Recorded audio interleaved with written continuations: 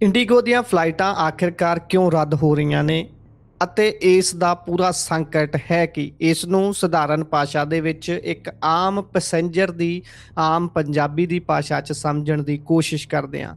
ਅਸਲ 'ਚ ਇਹ ਸੰਕਟ ਇੰਡੀਗੋ ਦੇ ਉੱਪਰ ਅਚਾਨਕ ਨਹੀਂ ਬਰਸਿਆ। ਇਹ ਸੰਕਟ ਪਿਛਲੇ 1 ਸਾਲ ਤੋਂ ਆਇਆ ਹੋਇਆ ਸੀ।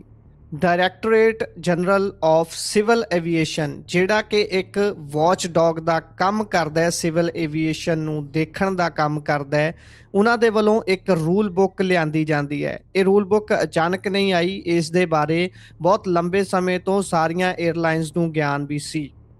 ਪਰ ਇਸ ਰੂਲ ਬੁੱਕ ਨੂੰ ਲਾਗੂ ਕਰਨ ਦੇ ਵਿੱਚ ਸਭ ਤੋਂ ਪਿੱਛੇ ਇੰਡੀਗੋ ਸੀ।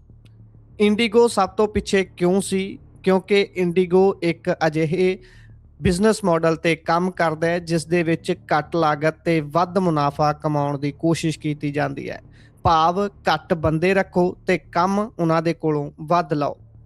ਤੁਸੀਂ ਲਗਾਤਾਰ ਦੇਖ ਰਹੇ ਹੋਵੋਗੇ ਕਿ ਇੰਡੀਗੋ ਦੀਆਂ ਫਲਾਈਟਾਂ ਰੱਦ ਹੋਣ ਕਾਰਨ ਲੋਕ ਖੱਜਲ ਹੋ ਰਹੇ ਨੇ। ਤੁਹਾਡੇ ਸਾਹਮਣੇ ਵੀਡੀਓਜ਼ ਆ ਰਹੀਆਂ ਹੋਣਗੀਆਂ ਜਿਸ ਦੇ ਵਿੱਚ ਲੋਕ ਇੱਥੋਂ ਤੱਕ ਕਿ ਗਰਾਊਂਡ ਤੇ ਮੌਜੂਦ ਸਟਾਫ ਨੂੰ ਕੁੱਟ ਰਹੇ ਨੇ। ਬਹਿਸਬਾਜ਼ੀ ਹੋ ਰਹੀ ਹੈ, ਵੱਖ-ਵੱਖ ਏਅਰਪੋਰਟਾਂ ਦੇ ਉੱਪਰ ਬੱਸ ਅੱਡਿਆਂ ਵਾਲਾ ਹਾਲ ਹੋਇਆ ਹੈ ਅਤੇ ਇੰਡੀਗੋ ਸਿਰਫ ਤੇ ਸਿਰਫ ਸੋਸ਼ਲ ਮੀਡੀਆ ਦੇ ਉੱਪਰ ਟਿੱਪਣੀਆਂ ਕਰਕੇ ਆਪਣੇ ਪੱਖ ਰੱਖ ਕੇ ਬਚਣ ਦੀ ਕੋਸ਼ਿਸ਼ ਕਰ ਰਿਹਾ ਹੈ।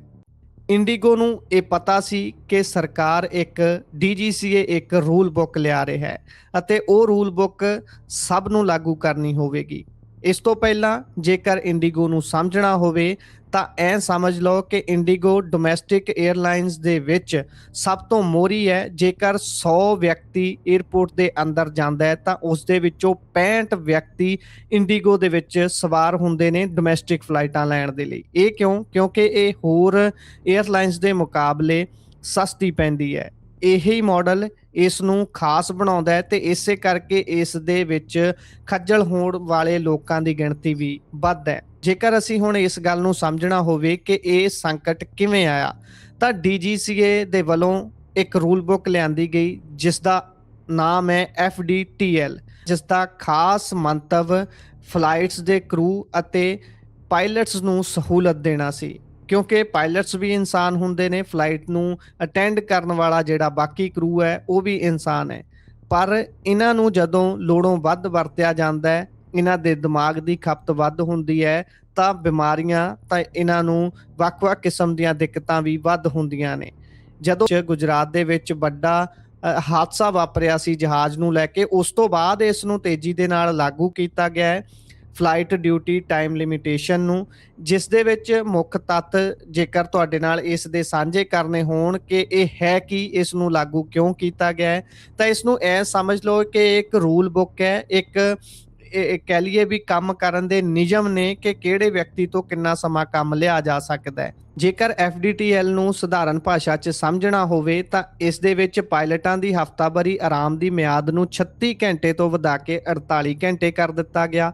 ਰਾਤ ਦੀ ਡਿਊਟੀ ਸਮੇਂ ਨੂੰ ਮੁੜ ਪਰਿਭਾਸ਼ਿਤ ਕੀਤਾ ਗਿਆ ਜਿਸ ਦੇ ਵਿੱਚ ਰਾਤ ਭਾਵ ਜੇਕਰ ਸਿਵਲ ਐਵੀਏਸ਼ਨ ਦੀ ਭਾਸ਼ਾ ਦੇ ਵਿੱਚ ਰਾਤ ਗਿਣਨੀ ਹੋਵੇ ਤਾਂ 12 ਵਜੇ ਤੋਂ ਸਵੇਰ ਦੇ 6 ਵਜੇ ਤੱਕ ਨੂੰ ਰਾਤ ਮੰਨਿਆ ਜਾਂਦਾ ਸੀ। ਇਸ ਦੇ ਵਿੱਚ ਹੁਣ 1 ਘੰਟੇ ਦੀ ਕਟੌਤੀ ਕਰ ਦਿੱਤੀ ਗਈ, ਭਾਵ ਹੁਣ ਰਾਤ ਦਾ ਮਤਲਬ ਰਾਤ ਦੇ 12 ਵਜੇ ਤੋਂ ਲੈ ਕੇ ਤੜਕੇ ਦੇ 5 ਵਜੇ ਤੱਕ ਨੂੰ ਰਾਤ ਮੰਨਿਆ ਜਾਵੇਗਾ। ਰਾਤ ਦੀਆਂ ਉਡਾਨਾਂ ਤੇ ਸਖਤ ਸੀਮਾਵਾਂ ਲਗਾਈਆਂ ਗਈਆਂ ਜਿਸ ਦਾ ਭਾਵ ਹੈ ਕਿ ਇੱਕ ਪਾਇਲਟ ਹਫ਼ਤੇ ਦੇ ਵਿੱਚ 2 ਤੋਂ ਵੱਧ ਰਾਤਾਂ ਦੀ ਲੈਂਡਿੰਗ ਨਹੀਂ ਕਰ ਸਕੇਗਾ। ਭਾਵ ਇੱਕ ਪਾਇਲਟ ਰਾਤ ਦੇ ਸਮੇਂ 2 ਤੋਂ ਵੱਧ ਲੈਂਡਿੰਗਸ ਨਹੀਂ ਕਰ ਸਕਦਾ ਤੇ ਲਗਾਤਾਰ 2 ਰਾਤਾਂ ਤੋਂ ਵੱਧ ਕੋਈ ਰੂਸਟਰ ਨਹੀਂ ਕੀਤਾ ਜਾ ਸਕਦਾ। ਭਾਵ ਇੱਕ ਰੋਸਟਰ ਜਿਹੜਾ ਸ਼ਡਿਊਲ ਕੀਤਾ ਜਾਂਦਾ ਹੈ ਉਹ 2 ਦਿਨ ਤੋਂ ਲੰਬਾ ਨਹੀਂ ਹੋ ਸਕਦਾ। ਇਹੋ ਜਿਹੀਆਂ ਸਥਿਤੀਆਂ ਕਿਉਂ ਕੀਤੀਆਂ ਗਈਆਂ, ਇਹੋ ਜਿਹੀ ਰੂਲ ਬੁੱਕ ਕਿਉਂ ਲਾਗੂ ਕੀਤੀ ਗਈ ਕਿ ਥਕਾਵਟ ਘਟਾਈ ਜਾ ਸਕੇ ਅਤੇ ਸੁਰੱਖਿਆ ਦੇ ਵਿੱਚ ਵਾਧਾ ਕੀਤਾ ਜਾ ਸਕੇ। ਪਰ ਇੰਡੀਗੋ ਇਸ ਨੂੰ ਲਾਗੂ ਕਰਨ ਦੇ ਵਿੱਚ ਅਸਮਰੱਥ ਰਿਹਾ ਜਿਸ ਦਾ ਨਤੀਜਾ ਹੁਣ ਆਮ ਲੋਕਾਂ ਨੂੰ ਭੁਗਤਣਾ ਪੈ ਰਿਹਾ ਹੈ। 1000 ਤੋਂ ਵੱਧ ਫਲਾਈਟਾਂ ਹੁਣ ਤੱਕ ਰੱਦ ਹੋ ਚੁੱਕੀਆਂ ਨੇ ਅਤੇ ਇਹਨਾਂ ਰੱਦ ਹੋਈਆਂ ਫਲਾਈਟਾਂ ਦੇ ਕਾਰਨ ਖੱਜਲ ਹੋ ਰਹੇ ਲੋਕ ਏਅਰਪੋਰਟਾਂ ਦੇ ਉੱਪਰ ਆਮ ਅਟੈਂਡੈਂਟਸ ਨੂੰ ਗਰਾਊਂਡ ਦੇ ਉੱਪਰ ਮੌਜੂਦ ਜਿਹੜੇ ਅਧਿਕਾਰੀ ਨੇ ਇੰਡੀਗੋ ਦੇ, ਉਹਨਾਂ ਦੇ ਨਾਲ ਬਹਿਸਬਾਜ਼ੀ ਕਰ ਰਹੇ ਨੇ, ਲੜਾਈ ਕਰ ਰਹੇ ਨੇ। ਕੁਝ ਜਗ੍ਹਾ ਤੋਂ ਤਾਂ ਕੁੱਟਮਾਰ ਤੱਕ ਦੇ ਮਾਮਲੇ ਵੀ ਸਾਹਮਣੇ ਆਏ ਨੇ। ਇੱਥੋਂ ਤੱਕ ਕਿ ਇੰਡੀਗੋ ਨੇ ਇਹਨਾਂ ਕਾਨੂੰਨਾਂ ਨੂੰ ਨਾ ਮੰਨਣ ਦੀ ਵੀ ਕੋਸ਼ਿਸ਼ ਕੀਤੀ। ਬਾਰ-ਬਾਰ DGCA ਦੇ ਅੱਗੇ ਉਹਨਾਂ ਦੇ ਵੱਲੋਂ ਇਹ ਗੁਹਾਰ ਲਗਾਈ ਗਈ ਕਿ ਸਾਨੂੰ ਥੋੜ੍ਹੀ ਮਹੌਲਤ ਦਿੱਤੀ ਜਾਵੇ, ਸਾਨੂੰ ਸਮਾਂ ਲੱਗ ਰਿਹਾ ਹੈ। ਪਰ ਮਹੌਲਤ ਲੈ ਕੇ ਵੀ ਇਸ ਨੂੰ ਸਿਰੇ ਨਹੀਂ ਚਾੜਿਆ ਗਿਆ, ਕਿਉਂਕਿ ਜਿਵੇਂ ਤੁਹਾਨੂੰ ਪਹਿਲਾਂ ਦੱਸਿਆ ਹੈ ਕਿ ਇੰਡੀਗੋ ਘੱਟ ਲਾਗਤ ਦੇ ਨਾਲ ਵੱਧ ਮੁਨਾਫਾ ਕਮਾਉਣ ਦੀ ਹਮੇਸ਼ਾ ਕੋਸ਼ਿਸ਼ ਕਰਦਾ ਹੈ। ਬਹੁਤ ਘੱਟ ਕਰੂ ਦੇ ਨਾਲ ਇੱਕ ਦਿਨ ਦੇ ਵਿੱਚ 2700 ਤੋਂ ਵੱਧ ਫਲਾਈਟਾਂ ਉਡਾਈਆਂ ਜਾਂਦੀਆਂ ਸੀ। ਪਰ ਇਹ ਕਾਨੂੰਨ ਇਹ ਰੂਲ ਬੁੱਕ ਆਉਣ ਦੇ ਨਾਲ ਜਦੋਂ ਇਹ ਹੋ ਗਿਆ ਕਿ ਹੁਣ ਭਾਈ ਹੋਰ ਬੰਦੇ ਭਰਤੀ ਕਰਨੇ ਪੈਣਗੇ, ਕਿਉਂਕਿ ਹੁਣ ਸਖਤੀ ਹੋ ਗਈ ਹੈ। ਹੁਣ ਇੱਕ ਪਾਇਲਟ ਨੂੰ 36 ਦੀ ਜਗ੍ਹਾ 48 ਘੰਟੇ ਰੈਸਟ ਦੇਣੀ ਪਊਗੀ। ਫਿਰ ਉਸ ਦੇ ਵਿਚਾਲੇ ਦਾ ਜਿਹੜਾ 12 ਘੰਟੇ ਦਾ ਗੈਪ ਹੈ ਉਹ ਕਿਸ ਨੇ ਮੈਨੇਜ ਕਰਨਾ ਹੈ? ਉਸ ਗੈਪ ਨੂੰ ਮੈਨੇਜ ਕਰਨ ਦੇ ਲਈ ਇੱਕ ਅਲੱਗ ਤੋਂ ਕਰੂ ਮੈਂਬਰ, ਇੱਕ ਅਲੱਗ ਤੋਂ ਬੰਦਿਆਂ ਦੀ ਲੋੜ ਪਊਗੀ, ਪਾਇਲਟ ਦੀ ਲੋੜ ਪਊਗੀ। ਪਰ ਉਸ ਜਗ੍ਹਾ ਨੂੰ ਭਰਨ ਦੇ ਵਿੱਚ ਇੰਡੀਗੋ ਅਸਫਲ ਰਿਹਾ ਤੇ ਪੈਸੇ ਬਟੋਰਨ ਦੀ ਹੋੜ ਦੇ ਵਿੱਚ ਲੱਗਿਆ ਰਿਹਾ। ਜੇਕਰ ਇਸ ਦਾ ਇੰਪੈਕਟ ਸਮਝਣਾ ਹੋਵੇ ਕਿ ਇਹ ਫਲਾਈਟ ਡਿਊਟੀ ਅਟੈਂਡੈਂਟ ਲਿਮਿਟੇਸ਼ਨ ਜਿਹੜੀ ਲਾਈ ਗਈ ਹੈ, ਇਸ ਦੇ ਫਾਇਦੇ ਕੀ ਹੋਣਗੇ? ਇਸ ਦੇ ਬਹੁਤ ਵੱਡੇ ਫਾਇਦੇ ਤਾਂ ਆਮ ਲੋਕਾਂ ਨੂੰ ਹੋਣਗੇ। ਉਹਨਾਂ ਦੀ ਜਾਨ ਸੁਰੱਖਿਅਤ ਹੋਊਗੀ, ਕਿਉਂਕਿ ਜਦੋਂ ਇੱਕ ਪ੍ਰੋਪਰ ਨੀਂਦ ਲੈਣ ਤੋਂ ਬਾਅਦ ਕੋਈ ਪਾਇਲਟ ਜਹਾਜ਼ ਉਡਾਊਗਾ ਤਾਂ ਉਹ ਵੱਧ ਸਤਰਕ ਹੋ ਕੇ ਕੰਮ ਕਰ ਸਕੂਗਾ, ਵੱਧ ਸਤਰਕ ਹੋ ਕੇ ਉਸ ਜਹਾਜ਼ ਨੂੰ ਉਡਾ ਪਾਊਗਾ, ਜਿਸ ਦੇ ਨਾਲ ਉਸ ਜਹਾਜ਼ ਦੇ ਵਿੱਚ ਬੈਠੇ ਹੋਏ ਲੋਕਾਂ ਦੀ ਜਾਨ ਘੱਟੋ ਘੱਟ ਸੁਰੱਖਿਅਤ ਰਹੂਗੀ, ਜਿੰਨਾ ਕੁ ਉਹ ਕਰ ਸਕਦਾ ਹੈ। ਹਾਲਾਂਕਿ ਜੇਕਰ ਇਸ ਸਾਰੇ ਘਟਨਾਕ੍ਰਮ ਨੂੰ ਡਿਸਕਸ ਕਰਦਿਆਂ ਹੋਇਆਂ ਗੱਲ ਇੰਡੀਗੋ ਦੇ ਵੱਲੋਂ ਆਏ ਹੋਏ ਬਿਆਨਾਂ ਦੀ ਕਰ ਲਈਏ ਤਾਂ ਇੰਡੀਗੋ ਹੁਣ ਆਪਣੇ ਆਪ ਦਾ ਪੱਲਾ ਬਚਾਉਣ ਦੀ ਕੋਸ਼ਿਸ਼ ਕਰ ਰਿਹਾ ਹੈ। ਇੰਡੀਗੋ ਦੇ ਵੱਲੋਂ ਸੋਸ਼ਲ ਮੀਡੀਆ ਦੇ ਰਾਹੀਂ ਇੱਕ ਜਾਣਕਾਰੀ ਸਾਂਝੀ ਕੀਤੀ ਗਈ, ਜਿਸ ਦੇ ਵਿੱਚ ਉਹ ਕਹਿ ਰਹੇ ਨੇ ਕਿ ਅਸੀਂ ਕੈਂਸਲੇਸ਼ਨ ਦੇ ਬਾਅਦ ਜਿਹੜਾ ਰੀਫੰਡ ਹੈ ਉਹ ਸਾਰਿਆਂ ਨੂੰ ਦੇਵਾਂਗੇ। ਜੇਕਰ ਕੋਈ ਆਪਣੇ ਪੱਧਰ ਤੇ ਵੀ ਕੈਂਸਲੇਸ਼ਨ ਕਰਨਾ ਚਾਹੁੰਦਾ ਹੈ ਤਾਂ ਉਸ ਦੇ ਵੀ ਕੋਈ ਪੈਸੇ ਨਹੀਂ ਰੱਖੇ ਜਾਣਗੇ, ਉਸ ਨੂੰ ਵੀ ਉਸ ਦੀ ਬਣਦੀ ਪੂਰੀ ਪੇਮੈਂਟ ਕੀਤੀ ਜਾਵੇਗੀ।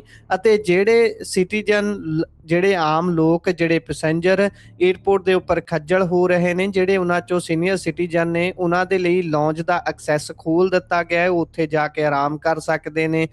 ਨਾਲ ਦੀ ਨਾਲ ਉਹਨਾਂ ਦੇ ਵੱਲੋਂ ਇਹ ਵੀ ਆਖਿਆ ਗਿਆ ਹੈ ਕਿ ਜਿਹੜੀ ਵੀ ਬੁਕਿੰਗ ਤੁਹਾਡੀ 5 ਤੋਂ ਲੈ ਕੇ 15 ਦਸੰਬਰ ਦੇ ਵਿਚਾਲੇ ਦੀ ਹੈ, ਉਹ ਤੁਸੀਂ ਆਪਣੀ ਕੈਂਸਲ ਕਰ ਸਕਦੇ ਹੋ ਜਾਂ ਰੀਸ਼ਡਿਊਲ ਕਰ ਸਕਦੇ ਹੋ। ਜੇਕਰ ਤੁਸੀਂ ਉਸ ਨੂੰ ਕੈਂਸਲ ਕਰਨਾ ਹੈ ਤਾਂ ਤੁਹਾਨੂੰ ਪੂਰੇ ਦੇ ਪੂਰੇ ਪੈਸੇ ਤੁਹਾਡੇ ਅਕਾਊਂਟ ਦੇ ਵਿੱਚ ਵਾਪਸ ਦੇ ਦਿੱਤੇ ਜਾਣਗੇ। ਤੇ ਜਿਹੜੇ ਲੋਕ ਏਅਰਪੋਰਟ ਤੇ ਖੱਜਲ ਹੋ ਰਹੇ ਨੇ, ਉਹਨਾਂ ਦਾ ਕਹਿਣਾ ਹੈ ਕਿ ਅਸੀਂ ਉਹਨਾਂ ਦੇ ਲਈ ਹੋਟਲ ਦਾ ਇੰਤਜ਼ਾਮ ਸਾਰੀਆਂ ਸਿਟੀਜ਼ ਦੇ ਵਿੱਚ ਕਰ ਰਹੇ ਹਾਂ, ਪਰ ਇਹ ਸਥਿਤੀ ਗਰਾਊਂਡ ਦੇ ਵਿੱਚ ਉੱਤੇ ਕਿਤੇ ਵੀ ਨਜ਼ਰ ਨਹੀਂ ਆ ਰਹੀ, ਜਿੰਨੀ ਕਿ ਰਿਪੋਰਟਿੰਗ ਉੱਥੋਂ ਦੇਖ ਰਹੇ ਹਾਂ। ਪਰ ਇਸ ਸਥਿਤੀ ਦੇ ਲਈ ਤੁਸੀਂ ਕਿਸ ਨੂੰ ਜ਼ਿੰਮੇਵਾਰ ਮੰਨਦੇ ਹੋ?